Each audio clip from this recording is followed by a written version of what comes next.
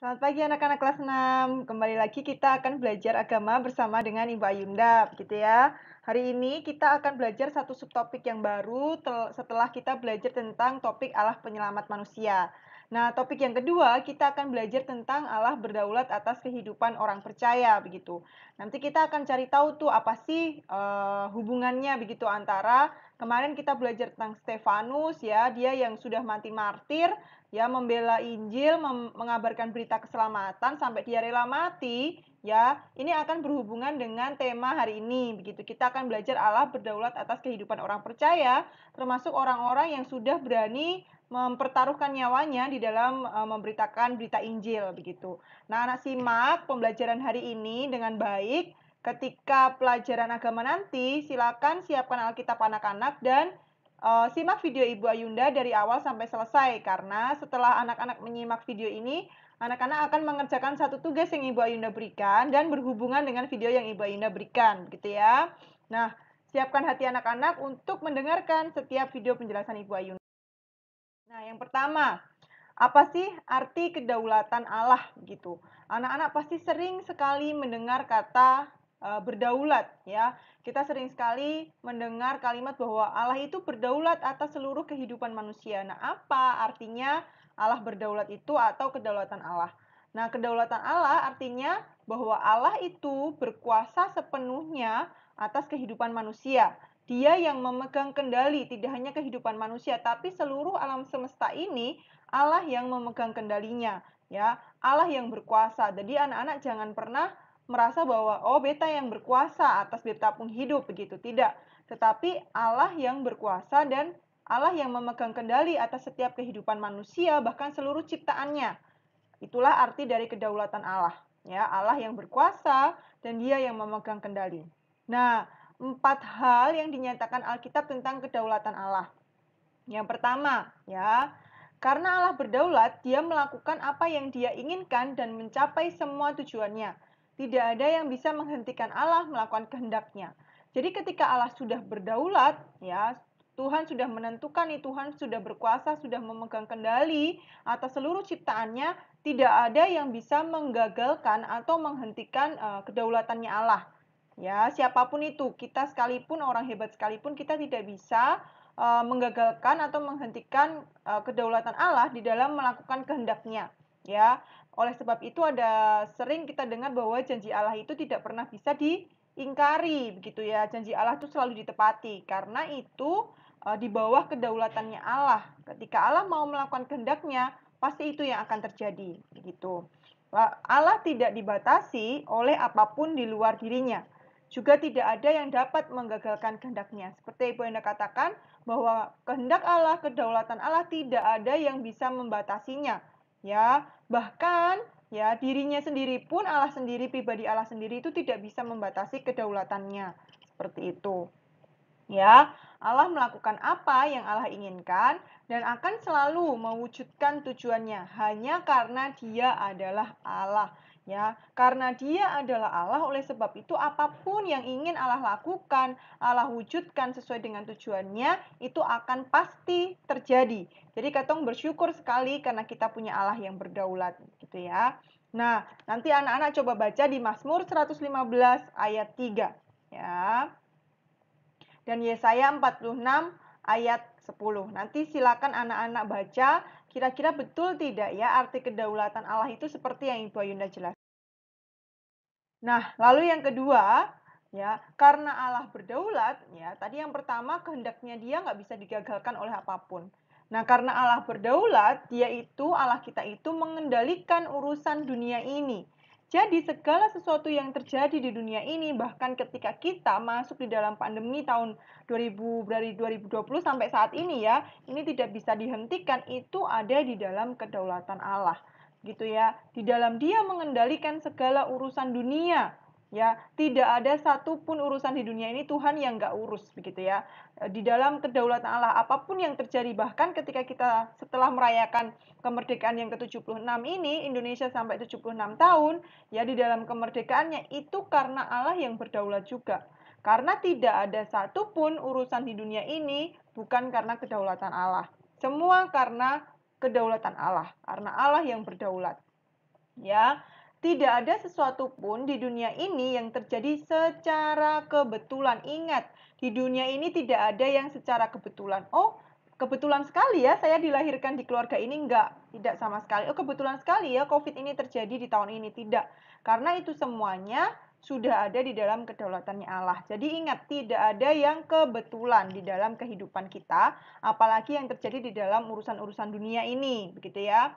Allah juga tidak membiarkan kita bergantung pada kemampuan kita sendiri untuk melanjutkan hidup secara mandiri tanpa Dia. Kita sering sekali bilang, manusia nih harus bisa hidup mandiri begitu. Ya memang secara manusiawinya kita, orang tua kita, kita mau hidup kita mandiri begitu. Tapi sebenarnya di dalam kehidupan kita, kita tidak akan pernah bisa hidup mandiri tanpa Allah, begitu ya. Kita akan selalu membutuhkan Allah karena seluruh urusan di dunia ini ada di dalam kedaulatannya Allah. Jadi tanpa Tuhan kita tidak bisa berbuat apapun. Lalu yang ketiga, ya, karena Allah berdaulat, Dia telah memilih umatnya untuk dirinya sendiri sebelum dunia dijadikan. Jadi, ya, karena Allah berdaulat, ya, kehidupan kita sebagai orang percaya, Tuhan sudah pilih dari awal bahkan sebelum dunia dijadikan, Tuhan tuh sudah punya, ya, list nama-nama umat-umat yang Tuhan pilih sebagai umat pilihannya, begitu ya. Dan itu untuk apa? Untuk kemuliaannya sendiri, begitu, untuk dirinya sendiri. Ya, nanti anak-anak baca di dalam Efesus 1 ayat 4. Karena tidak adanya kebaikan atau iman yang melekat dalam diri kita sebagai manusia berdosa, maka kita perlu menyadari bahwa semuanya semata-mata hanya karena Dia yang memilih untuk menetapkan kasih-Nya kepada kita. Oleh sebab itu kita kemarin belajar tentang Allah penyelamat ya. Bukan karena kita hebat, bukan karena iman kita, bukan karena kebaikan kita beroleh kasih karunia dari Allah, itu semua karena anugerah kebaikan Tuhan, karena kedaulatan Tuhan atas hidup kita, bahwa kita memerlukan Tuhan ya, di dalam membebaskan kita dari kutuk dosa, sehingga Ia rela mengaruniakan anaknya yang tunggal, yaitu Tuhan Yesus Kristus. Sehingga kita bersyukur karena dari awal Tuhan sudah memilih kita menjadi umat pilihannya, menjadi satu bagian di dalam karya keselamatan yang Allah berikan. Oleh sebab itu, kenapa Ibu Yunda kemarin memulai pembelajaran kita dengan Allah penyelamat, supaya kita betul-betul sadar bahwa karena kasih karunia Allah saja kita diselamatkan, bukan karena kebaikan yang sudah kita lakukan. Ya, nah kebaikan itu untuk apa? Ibu Yunda selalu sudah tekankan. Kebaikan itu adalah buah dari kasih keselamatan yang Allah berikan bagi kita manusia. Oleh sebab itu, karena kita sudah diselamatkan, wajar dan seharusnya lah hidup kita menjadi berkat bagi sesama kita. Lalu yang keempat, karena Allah berdaulat, ya, Dia tetap memegang kendali bahkan menghadapi kejahatan atau penderitaan dan ketidakadilan. Ibu, kejahatan-kejahatan yang ada di dunia ini nih, apakah Tuhan izinkan? Ya, itu Tuhan izinkan karena Allah berdaulat juga di dalam memegang kendalinya, di dalam menghadapi kejahatan, penderitaan seperti saat ini ya, seperti kesannya itu tidak enak sekali. Kenapa sih harus ada corona dan lain sebagainya begitu ya. Tuhan sebenarnya dengan sangat mudah menyingkirkan corona, tapi Tuhan mau lihat bagaimana anak-anak Tuhan itu bisa berjuang, bisa melihat, mempercayai dengan penuh bahwa Allah itu berdaulat di dalam menyelesaikan segala sesuatu. Tidak dengan mudahnya langsung instan begitu ya. Karena kita manusia itu suka yang instan, padahal Tuhan punya satu tujuan besar untuk manusia itu semakin melihat kedaulatan Allah yang memegang kendali bahkan dalam kondisi yang tidak baik, dalam penderitaan, dalam kejahatan maupun ketidakadilan kita yang kita rasakan dalam kehidupan sehari-hari. Ya, baca Kisah Para Rasul 2 ayat 23. Nanti waktu Zoom meeting kita akan bahas ayat-ayat ini ya. Meskipun Allah tidak pernah menjadi pencipta atau sumber dari kejahatan, namun Dia mengizinkan terjadi setiap hal-hal yang kesannya itu tidak enak. Contohnya peristiwa penyalipan Tuhan Yesus Kristus sendiri ya. Tuhan izinkan begitu. Di mana Tuhan harus dicaci, dimaki, bahkan diperlakukan tidak adil ketika Dia harus mati di atas kayu salib. Tapi Tuhan izinkan karena ada satu tujuan besar, dengan cara itulah Tuhan mampu untuk menebus kita dari dosa begitu ya. Supaya kita melihat bahwa karya keselamatan yang Tuhan berikan itu harganya tuh mahal karena begitu banyak pengorbanan yang Tuhan berikan ya. Meskipun Tuhan berikan itu dengan cuma-cuma ya, tapi itu bukan sesuatu yang murahan atau gratisan. tetapi itu memiliki satu harga yang begitu sangat mahal, bahkan kita tidak bisa membayarnya dengan bentuk apapun, gitu ya. Sehingga kita perlu sangat bersyukur dengan karya Tuhan. Ya, dan itu Tuhan izinkan karena Tuhan berdaulat sepenuhnya atas peristiwa-peristiwa itu. Nah, Allah mampu menggunakan setiap keadaan untuk bekerja demi kebaikan dan kemuliaannya. Ya, hal-hal yang seakan tidak baik, Allah berdaulat. Untuk apa? Untuk kita melihat kebaikan dan kemuliaan Tuhan dalam kehidupan manusia. Nah, kita sudah belajar begitu ya tentang kedaulatan Allah. Ternyata di dalam kehidupan orang-orang yang martir, ya Ibu Yunda kemarin sudah kasih tahu ya, cari arti kata martir ya. Apa itu arti kata martir? Nah, kita akan pelajari hari ini ya, anak-anak sesuaikan riset anak-anak kemarin benar nggak sama istilah yang Ibu Yunda berikan hari ini begitu ya. Dan ternyata di dalam peristiwa-peristiwa martir yang dilakukan oleh para rasul itu juga menunjukkan bahwa Tuhan itu berdaulat penuh atas kehidupan para rasul ya, para martir. Cari tahu apa sih arti kata martir gitu ya. Nah, berdasarkan KBBI, martir adalah orang yang rela menderita atau mati daripada menyerah karena mempertahankan agama atau kepercayaan. Ibu Yunda sudah jelaskan satu pribadi begitu, yaitu Stefanus. Dia rela menderita, dia rela difitnah, dia diberikan tuduhan ya. Kita sudah belajar dari beberapa minggu lalu tuduhan-tuduhan yang diberikan kepada Stefanus itu tuduhan yang tidak benar ya. Tapi respon Stefanus saat itu, dia tidak menyerah dan dia mempertahankan iman percayanya dia di dalam dia memberitakan Kristus, begitu. Di dalam memberitakan bahwa Kristus adalah Mesias. Meskipun taruhannya itu nyawa, itulah yang disebut martir. Dia adalah orang yang rela menderita atau mati daripada menyerah karena mempertahankan agama atau kepercayaannya. Atau lebih singkatnya, Ibu Ayunda bisa jelaskan, orang yang mati dalam memperjuangkan kebenaran agama. Ya, dia rela mempertaruhkan nyawanya, dia rela mati di dalam memperjuangkan kebenaran agamanya. Dan Tuhan ya, nih Mbak Yunda mau jelaskan, berdaulat atas terjadinya hal-hal seperti itu, apa yang seperti yang dilakukan seperti Stefanus itu, ya. Berdaulat atau mengizinkan penderitaan yang dialami oleh para martir demi mempertahankan kebenaran dari apa yang dipercayanya. Tuhan berdaulat. Untuk apa? Pasti ada satu tujuan besar yang Tuhan izinkan. Kenapa Tuhan ambil kendali? Ya, Tuhan berdaulat mengizinkan penderitaan yang dialami oleh para martir supaya melalui setiap perjuangan mereka Injil terus diberitakan. Setiap orang terus mendengar dengan sungguh, ya meresponi dengan sungguh, ya Injil keselamatan yang Tuhan berikan, begitu. Para martir mengalami banyak hal yang menyakitkan selama mereka berusaha untuk memperjuangkan kebenaran dari apa yang dipercayainya. Namun tidak pernah pantang menyerah karena mereka percaya bahwa Tuhan yang turut membela dan menyertainya. Ya, ingat kejadian Stefanus, dia gigih sekali ya di dalam mempertahankan iman percayanya dia karena dia percaya bahwa Tuhan yang akan menjagai, memperlengkapi Stefanus ketika dia diperhadapkan di hadapan mahkamah agama. Setiap jawab yang diberikan oleh Stefanus itu bentuk penyertaan Tuhan, begitu.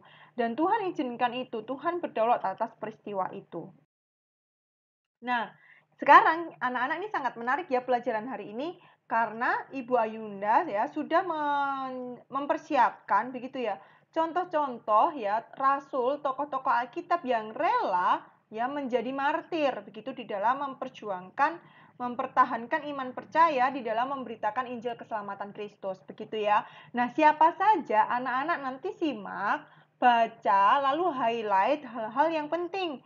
Catat ya, buat satu mind mapping boleh dengan cara anak-anak yang kreatif di dalam meringkas setiap penjelasan Ibu Ayunda hari ini dari setiap tokohnya.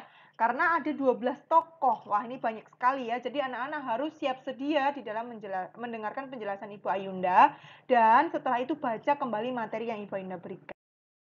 Yang pertama, yang sudah sering Ibu Ayunda jelaskan yaitu Stefanus ya. Stefanus, arti nama Stefanus itu yaitu mahkota. Keren ya, namanya itu mahkota. Begitu, tapi ya, dia tidak menjadi dalam tanda kutip di dalam masa hidupnya, dia tidak memperoleh satu mahkota itu menjadi seorang yang besar atau raja yang dihargai, enggak. malah dia menjadi seorang yang martir, dia rela mati di dalam mengabarkan Injil. Bahkan cara matinya dia itu luar biasa, penderitaan yang dialami itu begitu luar biasa. Ya Ibu Ayunda tidak akan jelaskan, baca ini panjang nanti anak-anak baca. Tapi yang Ibu Ayunda mau jelaskan bahwa cara matinya si Stefanus itu dengan dilempari batu, ya, sampai mati saat dia memberitakan Injil keselamatan, ya. Satu hal yang sangat berani begitu ya, dia mengorbankan nyawanya di dalam dia memberitakan Injil. Nah, dari kejadian Stefanus ini ada satu peristiwa besar setelah itu, yaitu setelah terjadi kematian ya, saat Stefanus mati martir, setelah kejadian itu menyebabkan timbulnya penganiayaan yang besar saat itu di Yerusalem. Ya, jadi banyak sekali akhirnya orang-orang yang percaya kepada Kristus ya dibunuh ya, dan mereka rela martir juga, mati martir. Bahkan sampai 2000 orang Kristen menjadi martir. Termasuk ya Ibu Ayunda sudah jelaskan di pertemuan sebelumnya, ada salah satu diaken ya, 7 orang diaken yang dipilih bersama dengan Stefanus, yaitu Nikanor ya, dia juga mati dengan cara martir di dalam dia memberitakan firman Tuhan begitu. Itu salah satunya Stefanus. Ya, coba anak-anak nanti baca baik-baik. Lalu yang kedua Yakobus. Yang kedua Yakobus begitu ya. Yakobus tuh dia adalah rasul yang pertama ya yang rela mati secara martir ya. Dengan cara apa? Nanti anak-anak baca, cari tahu. Ibu Ina kasih intinya bahwa Yakobus ini matinya dengan cara dipenggal kepalanya. Ya, dia mati dipenggal kepalanya karena apa? Ya sama, karena ia mempertahankan iman percayanya, dia memberitakan tentang Injil keselamatan yang diberikan oleh Kristus. Yang ketiga Filipus dan yang keempat adalah Matius. Nah, dengan cara martir seperti apa Filipus itu ya? Yang pertama, Filipus itu dengan cara dihukum cambuk dan dilemparkan ke dalam penjara, kemudian disalibkan. Ya. Nah, itu cara matinya si Filipus karena dia memberitakan Injil. Ya, taruhan nyawanya itu bahkan cara matinya itu tidak seperti karena sakit atau apa ya, tapi dia karena dihukum cambuk dan dilemparkan ke dalam penjara dan akhirnya Filipus juga disalibkan ya. Lalu yang keempat itu Matius ya. Matius itu dia juga mati martir karena memberitakan Injil begitu. Dengan cara seperti apa ya? Ada beberapa sumber tulisan begitu. Ada beberapa pendapat matinya Matius seperti apa. Yang pertama, dia direbahkan di tanah kemudian dipancung kepalanya ya dengan halberd atau senjata pada abad ke-15 yang memiliki mata pisau seperti kapak dan ujung logamnya yang runcing pada ujung batangnya yang panjang. Ya, ada juga yang bilang dia mati dibunuh dengan pedang atau ditombak juga ya. Intinya dia juga mati martir dengan cara yang tidak baik begitu ya, karena memberitakan Injil keselamatan. Selanjutnya Yakobus anak Alfeus ya. Dia meninggalnya seperti apa? Dia matinya seperti apa? Dia mati martir juga. Contoh rasul yang mati martir yaitu dengan cara dilemparkan dari bubungan bait Allah di tempat yang sama di mana setan mencoba Yesus Kristus. Ingat waktu itu Tuhan Yesus dibawa ya oleh si iblis ke atas ya saat puasa ya, saat itu ya 40 hari itu. Nah, Tuhan disuruh lihat, dibawa ke atas bubungan itu tempat yang tinggi. Nah, si Yakobus itu dilemparkan dari bubungan bait Allah. Ya, saat itu Yakobus merupakan pemimpin gereja di Yerusalem pada masa itu. Ya, dia pasti juga memberitakan Injil dan dia harus rela mati martir karena. Lalu yang keenam adalah Petrus. Nah, Petrus ini cara matinya seperti apa ya? Saat itu ketika Rasul Petrus ya tahu bahwa saat itu Nero merencanakan untuk menghukum mati Petrus ya, murid-murid Tuhan yang lain mendengar dan memohon kepada Petrus cepat melarikan diri dari kota itu. Tapi ketika Petrus melarikan diri sampai di gerbang kota, dia melihat Kristus yang sedang berjalan ke arahnya. Lalu Petrus menjatuhkan diri dan bertelut berkata, "Tuhan, kau mau pergi kemana?" Kristus jawab, "Saya datang untuk disalibkan." Nah, melalui peristiwa itu ya, dia tahu bahwa Kristus itu mati ya dan menderita dan Petrus ingin melakukan itu untuk menderita dan mati bagi Kristus juga. Jadi ia kembali ke kota setelah ditangkap dan dibawa ke tempat kemartiran ya. Si Petrus ini meminta agar disalibkan dengan posisi terbalik. Jadi posisi salibnya itu terbalik, tidak sama seperti Kristus saat itu. Kenapa? Karena Petrus memandang bahwa dirinya tidak layak untuk disalibkan dengan posisi yang sama dengan Kristus. Seperti itu. Jadi si Petrus itu mati dengan cara posisi salibnya itu terbalik. Ya, anak-anak bisa lihat di gambar contoh yang Ibu Ayunda berikan. Yang ketujuh itu kita akan belajar tentang Andreas, gitu ya. Andreas itu saudara Petrus juga ya. Tradisi mengatakan bahwa ia memberitakan kepada banyak bangsa Asia dan menjadi martir di Edesa. Dengan cara bagaimana matinya? Ya, disalibkan pada kayu salib berbentuk X. Ya, jadi salibnya itu X, lihat gambarnya ya, yang kemudian dikenal sebagai salib Santo Andreas begitu. Kalau Petrus tadi disalibnya terbalik ya, kalau Andreas itu disalibkan dengan salib bentuk X. Selanjutnya Rasul Yohanes, ini spesial nih Rasul Yohanes nih ya. Kita bisa melihat betapa besar kedaulatan Allah atas kehidupannya Rasul Yohanes begitu. Ya, saat itu ia ditangkap di Efesus, lalu dibawa ke Roma. Nah, sampai di Roma, ya si Yohanes ini dilemparkan ke dalam tempat penggorengan yang diisi minyak yang mendidih. Bayangkan anak-anak ya, yang biasanya untuk goreng-goreng makanan, tapi ini untuk goreng tubuh manusia begitu ya. Nah, dimasukkan ke dalam penggorengan minyak yang mendidih, tetapi ajaibnya Tuhan ya, tidak ada satupun ya dari tubuh Yohanes itu yang luka. Ya, dari masuk penggorengan, Yohanes itu nggak luka sama sekali, bahkan tidak mati. Nah, karena Allah menunjukkan kuasanya saat itu, ya Allah mau si Yohanes itu menyelesaikan pelayanannya lagi. Tuhan masih tolong si Yohanes begitu, dan akhirnya ya akibatnya itu karena dia tadi dibunuh dengan cara seperti itu tidak mempan, akhirnya si Yohanes ini dilempar ke Pulau Patmos. Ya, nah di Pulau Patmos itulah Yohanes menulis surat Wahyu, kitab Wahyu, begitu ya. Nah, setelah dilepaskan dari Patmos, ya ia kembali ke Efesus. Nah, di Efesus itulah Yohanes meninggal. Nah, ini salah satu rasul, satu-satunya, bukan salah satu, satu-satunya rasul yang tidak mengalami kematian secara mengerikan. Ya, ini satu anugerah yang Tuhan berikan melalui Yohanes ya. Nah, dia lolos dari kejadian yang pertama, dibuang ke Pulau Patmos, tapi dia di situ malah menulis kitab Wahyu dan kembali ke Efesus barulah dia meninggal begitu. Ya, Bartolomeus ya, Rasul Bartolomeus yang disebut juga Nathanael, ia menjadi misionaris di berbagai negara di Asia.